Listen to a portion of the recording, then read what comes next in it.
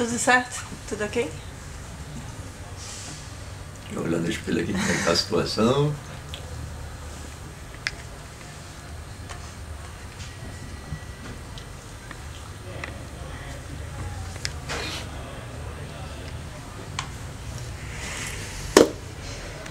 Tá ok? Ok.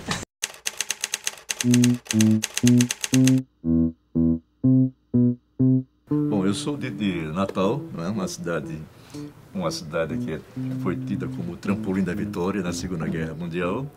Uma cidade que se diz que em cada rua tem um poeta, em cada esquina tem um jornal.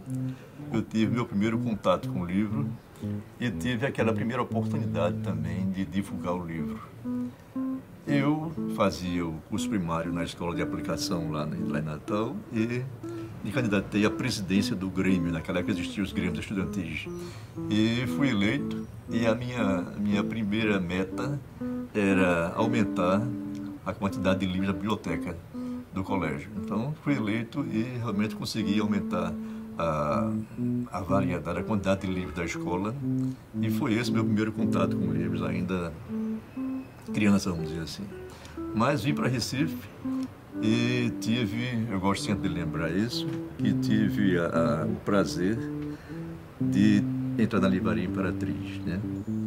Tive a orientação importantíssima para a minha vida toda do grande livreiro que foi Jacob Beristain. Um livreiro que não era só um vendedor de livros, mas sobretudo uma pessoa que amava os livros. Tive ao lado de Jacó uns 6 anos, quando eu consegui realmente conhecer bem o livro e conhecer também o mercado da cidade, o mercado do Recife, né? E parti então para abrir a minha livraria. Parti para abrir a Livro 7 em 1970. Aí começa toda essa história, não é? com a Livro 7. Abri a Livro 7 na rua 7 de setembro, e por isso o nome Livro 7, mas por coincidência no dia 27 de 7 de 70. E já nos 2 anos seguintes eu já dobrava o tamanho da livraria, então eu fazia muitos lançamentos, fazia exibição de filmes, fazia debates, né? Naquela época eu já fazia jornalismo na Universidade Católica. E em 74 eu passei de 2 salinhas pequenas para um enorme casarão, mas também na rua 7 de setembro. Só de livraria eu coloquei 7 salas. Crescendo como sempre a Livro 7, eu fui abrindo também filiais em outros estados, né? Abri filial em Maceió, abri filial em João Pessoa, Campina Grande, Fortaleza. Eu fazia normalmente na Livro 7 1 a 2 lançamentos por semana. Então a mídia estava sempre em cima, sempre dizendo, ó, Livro 7 tem lançamento. É tanto que se acontecesse um lançamento em outro local, o pessoal ia para Livro 7 pensando que o lançamento era da Livro 7, né?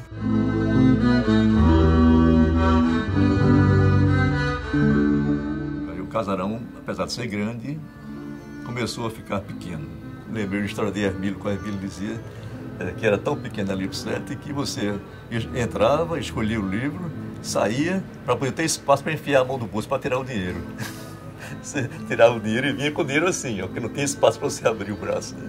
Aí foi quando surgiu o grande galpão, na mesma rua, no número 329. Para mim foi uma grande surpresa da Livraria Livro 7 ser considerada pelo Guinness como a maior livraria do Brasil, né? Nós estávamos naquela altura com 60 mil títulos e com uma área de 1.200 metros quadrados.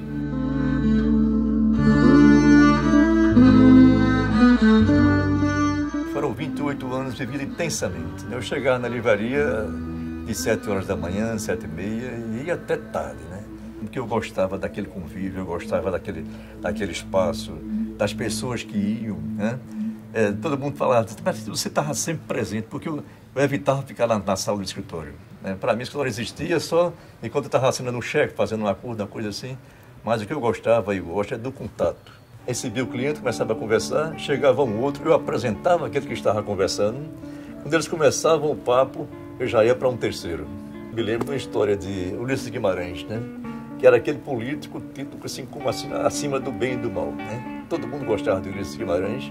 E naquela época, ele veio ao Recife lançar um livro na Livro 7. E só existia, naquele momento, 2 partidos no Brasil, que era Arena e MDB. Aí ele esteve conosco lá, autografou vários livros e foi jantar com o pessoal do MDB. E no jantar ele confessou para os amigos que tinha encontrado no Recife 3 partidos. Porque no livro 7 não era um ambiente suprapartidário, muito embora que você dizia que era uma linguagem de esquerda, mas eu convidava gente de direita, não tinha problema nenhum, né? Então ele encontrou gente de direita e de esquerda, né? Que juntando seria um partido da Livro 7. Até essa semana um cliente me disse: Tarcísio, você não pensa que você fechou a Livro 7. A Livro 7 foi uma iniciativa, foi um movimento que é perpétuo, né? Enquanto existir democracia no país, enquanto existir espaço para se debater, a Livro 7 vai ser lembrada.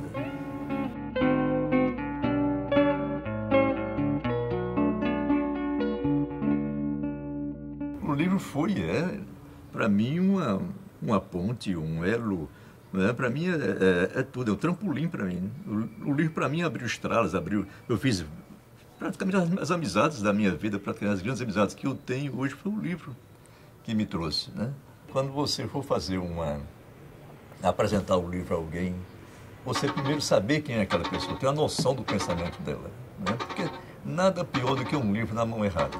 Porque se você faz presente a alguém com um livro que aquela pessoa não vai interessar, você, em vez de estar fazendo a pessoa leitor, você está ao contrário.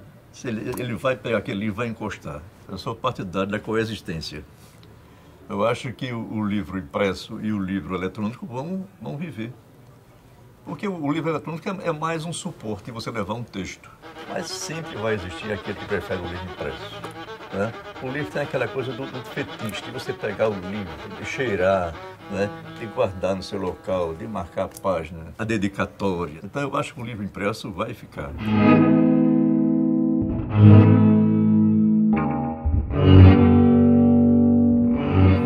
Tem um detalhe na minha vida que o pessoal sempre comenta, é o detalhe do azul. E comecei a usar jeans e fui uma vez acho que a segunda Bienal do Livro de São Paulo, foi em 72, 74, a terceira. E São Paulo estava fazendo frio, aí eu cheguei, fui comprar um blazer e o blazer acompanhava um boné. Eu botei o blazer, botei o boné e não teria mais o boné. Comecei a usar o boné e o boné foi ficando. E essa imagem de boné, de cavanhaque e de bigode já tem desde 76, por aí. É uma imagem que me viu há 35 anos atrás, hoje tem a mesma imagem, sempre de azul. Fazia cursinho na época. E um livro me chamou a atenção, um romance. Eu confesso, não sou muito de ler romance, não, eu sou mais de filosofia, de política e de poesia também, né? É um livro de Maximo Gorky, um russo que escreveu vários romances, mas esse foi marcante. O nome do livro é A Mãe, né?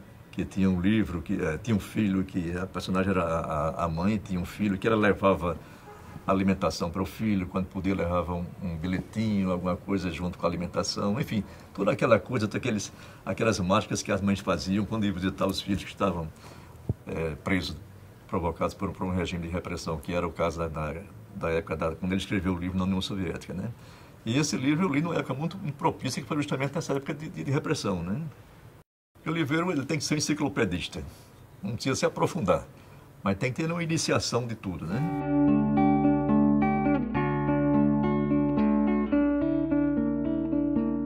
Eu acho o sebo uma coisa muito importante para o mercado editorial e para o mundo cultural. O interessante também é você pesquisar no sebo, né? É você ter a sensação de encontrar aquela coisa rara, né?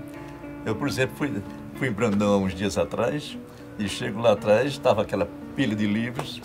Quando eu vejo lá embaixo está a Revista da Civilização Brasileira, número 1, né?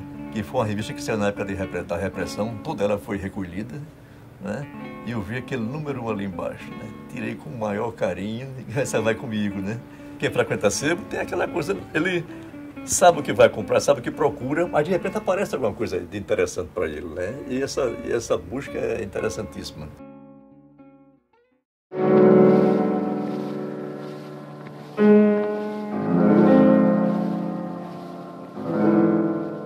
Eu me lembro quando eu comecei a ler Nietzsche e descobri que Nietzsche era muito amigo do músico Wagner. O que é que eu fazia?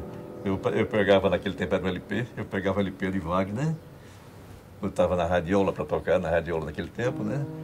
Era Wagner tocando e eu lendo Nietzsche.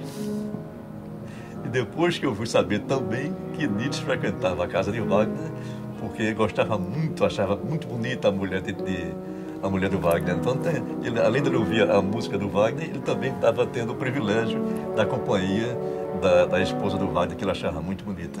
Eu gosto muito de ler uma visão quase que cinematográfica, né? Você lê os grandes autores, Machado de Assis, por exemplo. Machado de Assis, você lendo Machado, você faz o cenário, porque ele é detalhista, né? Se você vai ler um texto científico, não, você vai ter que ler fechado numa sala para evitar alguma interferência, né? Porque o livro você tem que estar lendo o texto científico, né? Mas eu acho que você lê poesia, você pode ler em vários lugares, até no banco de ônibus, né? Porque se for uma poesia de contexto social, você vai vendo o povo junto de você.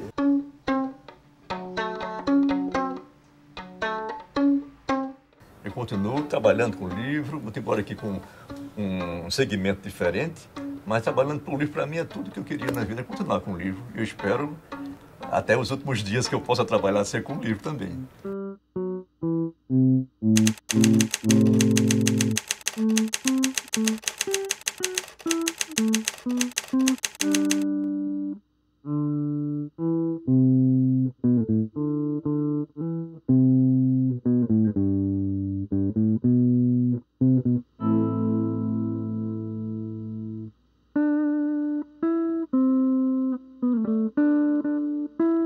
Azul, para mim, é para o resto da vida.